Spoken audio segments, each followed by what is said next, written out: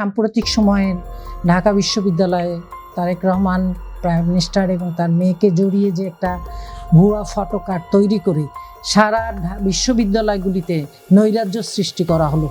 এবং আপনারা দেখেছেন যে যাক নাম ব্যবহার করে এই ফটো কার্ডটি তৈরি করা হয়েছে, মাহমুদ নামে ছাত্র শিবিরের আছে, যে জাইমা রহমানকে ঘিরে যে ফটো কার্ড তৈরি করে তার ইজ্জত হানির এই চেষ্টা করা হয়েছে, অসম্মানিত করা হয়েছে।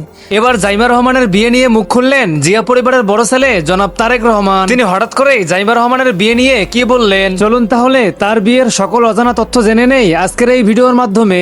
জাইমা যেন জিয়া পরিবারের যোগ্য উত্তরসূরি, এমনকি খালেদা জিয়ারও অত্যন্ত প্রিয় ছিলেন জাইমা রহমান।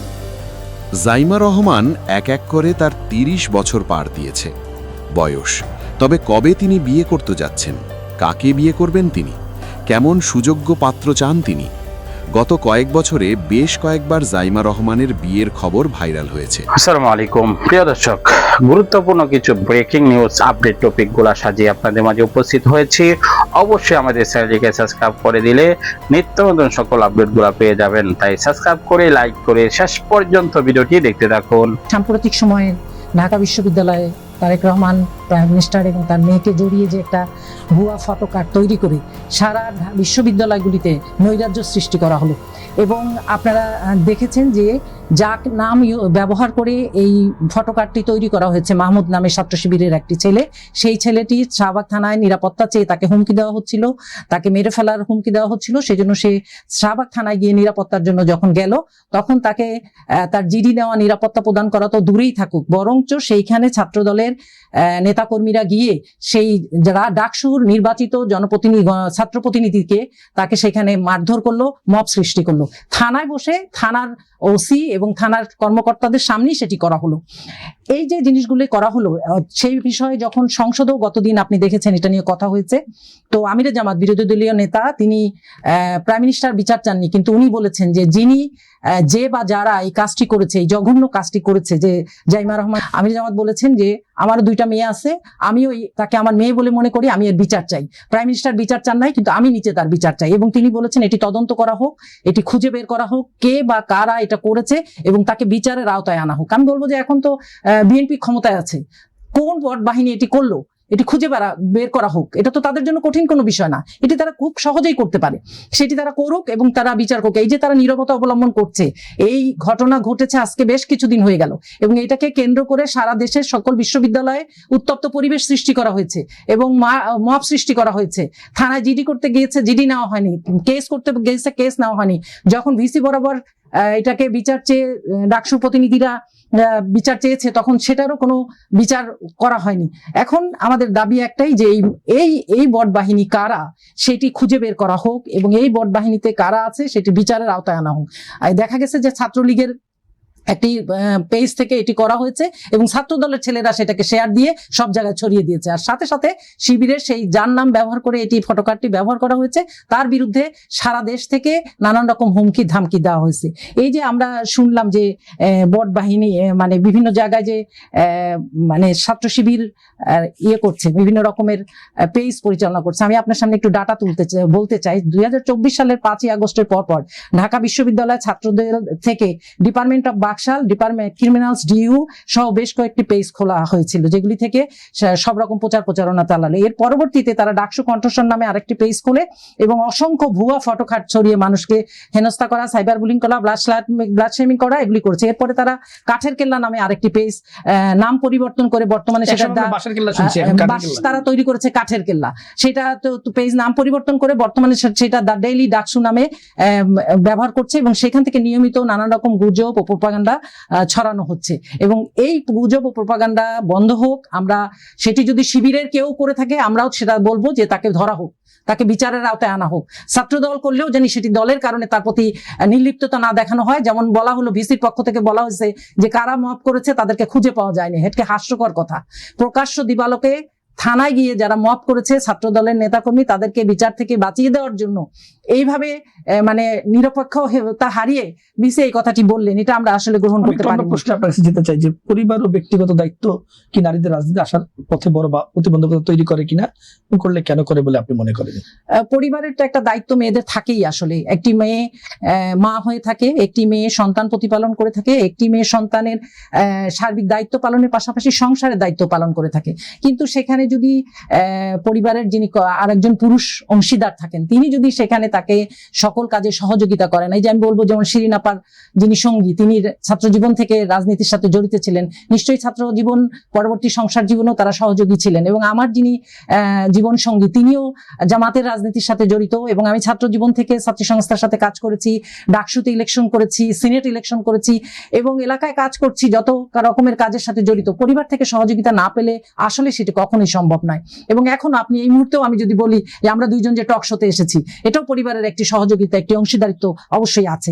তাই এটি খুব খুব খুব বেশি গুরুত্বপূর্ণ যে ইকুয়ালি পরিবার থেকে এই সহযোগিতা লাভ করা একটি নারীর জন্য খুবই প্রয়োজন, যে সে রাজনৈতিক কর্মকাণ্ডে অংশগ্রহণ করবে, সে রাজনৈতিক ক্ষেত্রে নেতৃত্ব দিবে, এবং একইভাবে দুইজনের সহযোগিতায় পরিবারকে এগিয়ে নিয়ে যাবে।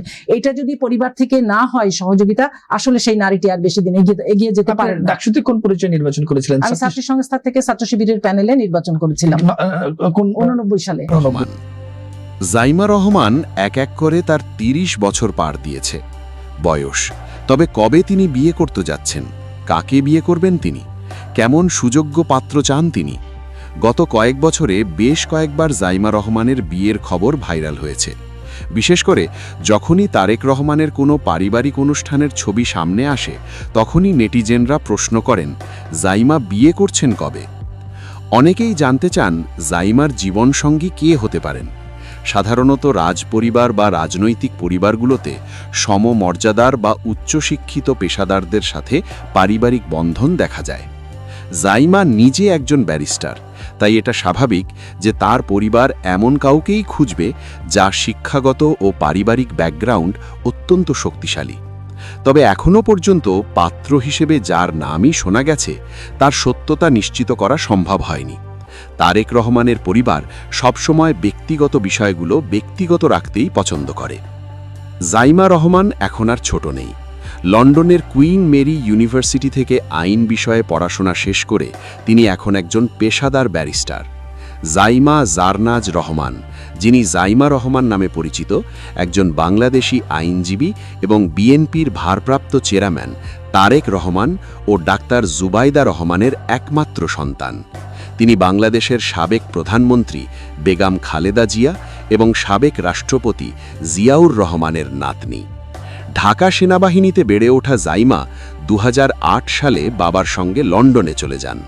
লন্ডনের কুইন মেরি ইউনিভার্সিটি থেকে আইন ডিগ্রি অর্জন করেন এবং 2019 সালে লিঙ্কনস ইন থেকে বার অ্যাট ল সার্টিফিকেশন লাভ করেন।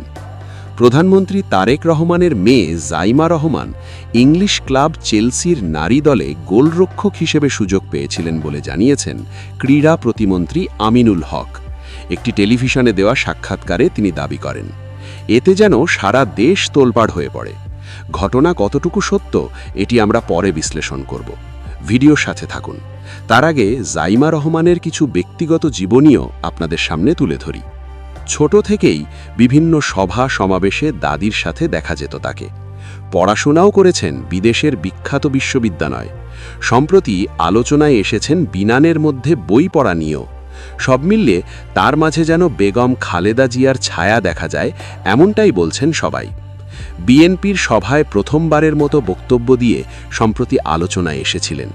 এতদিন গুঞ্জন ছিল তিনি রাজনীতিতে আসবেন কিনা, তবে সেই গুঞ্জন হয়তো সত্য হবে অদূর ভবিষ্যতে। রাজনৈতিক ময়দানে জাইমা রহমানের আনুষ্ঠানিক উপস্থিতি নতুন হলেও তার রাজনৈতিক অঙ্গনে পদচারণা বহু আগের। ছোটবেলায় দাদি, বিএনপির চেয়ারপারসন ও সাবেক প্রধানমন্ত্রী বেগম খালেদা জিয়ার সঙ্গে তাকে প্রায়ই দেখা যেত বিভিন্ন রাষ্ট্রীয় অনুষ্ঠান ও রাজনৈতিক আয়োজনগুলিতে। এদিকে দলের একাধিক শীর্ষ নেতা মনে করছেন, ব্যারিস্টারি সম্পন্ন করার পর জাইমার দলীয় সভায় অংশ নেওয়া বিএনপির ভবিষ্যৎ নেতৃত্ব কাঠামোতে তার সক্রিয় ভূমিকার পূর্বাভাস হতে পারে। অনেকেই মনে করছেন, দেশ বিদেশে দলীয় কর্মকাণ্ডে তার উপস্থিতি বিএনপির সাংগঠনিক শক্তি ও আন্তর্জাতিক যোগাযোগ ব্যবস্থায় নতুন মাত্রা যোগ করবে। তাই জাইমা রহমানকে বলা হচ্ছে বিএনপির ভবিষ্যৎ কাণ্ডারি। দীর্ঘ ১৭ বছর নির্বাসন শেষে বাংলাদেশে ফিরে প্রথম প্রকাশ্য কর্মসূচিতে অংশ নিলেন খালেদা জিয়ার ছেলে বিএনপির ভারপ্রাপ্ত চেয়ারম্যান তারেক রহমান। বৃহস্পতিবার তিনি ঢাকা বিশ্ববিদ্যালয় এলাকায় জাতীয় কবি কাজী নজরুল ইসলামের সমাধির পাশে অবস্থিত ইনকিলাব মঞ্চের আহ্বায়ক শরীফ উসমান হাদির কবর জিয়ারাত করেন। বিএনপির ভেরিফাইড ফেসবুক পেজে জানানো হয়, সকালে তিনি শ্রদ্ধা নিবেদন করতে রওনা হন। এরই মধ্যে বাংলাদেশের নির্বাচন কমিশন জানিয়েছে, আগামীকাল অনুষ্ঠিত কমিশন বৈঠকে তারেক রহমান ও তার কন্যা জাইমা রহমানের নাম ভোটার তালিকায় অন্তর্ভুক্ত করা হবে কিনা সে বিষয়ে সিদ্ধান্ত নেওয়া হবে। সচিব আখতার আহমেদের তাদের এই তথ্য জানিয়েছে বলে জানাচ্ছে ডেইলি স্টার। একই দিনে তারেক রহমান ও জাইমা রহমান নির্বাচন কমিশন কার্যালয়ে গিয়ে ভোটার হিসেবে নাম তোলার আবেদন করেন। ২০২৬ সালের ফেব্রুয়ারিতে অনুষ্ঠিত ত্রয়োদশ জাতীয় সংসদ। প্রিয় দর্শক, সম্পূর্ণ ভিডিওটি দেখালাম। অবশ্যই আপনাদের মতামতটি কমেন্টস বক্সে জানাবেন। ভিডিওটি অবশ্যই শেয়ার করে দিবেন এবং সকল আপডেটগুলো সর্বদাই পাওয়ার জন্য অবশ্যই আমাদের চ্যানেলটিকে সাবস্ক্রাইব করে নেবেন। বিদায় নিচ্ছি, দেখা হবে অন্য কোনো ভিডিওতে। সে পর্যন্ত ভালো থাকুন, সুস্থ থাকুন। আসসালামু আলাইকুম রহমতুল্লাহ।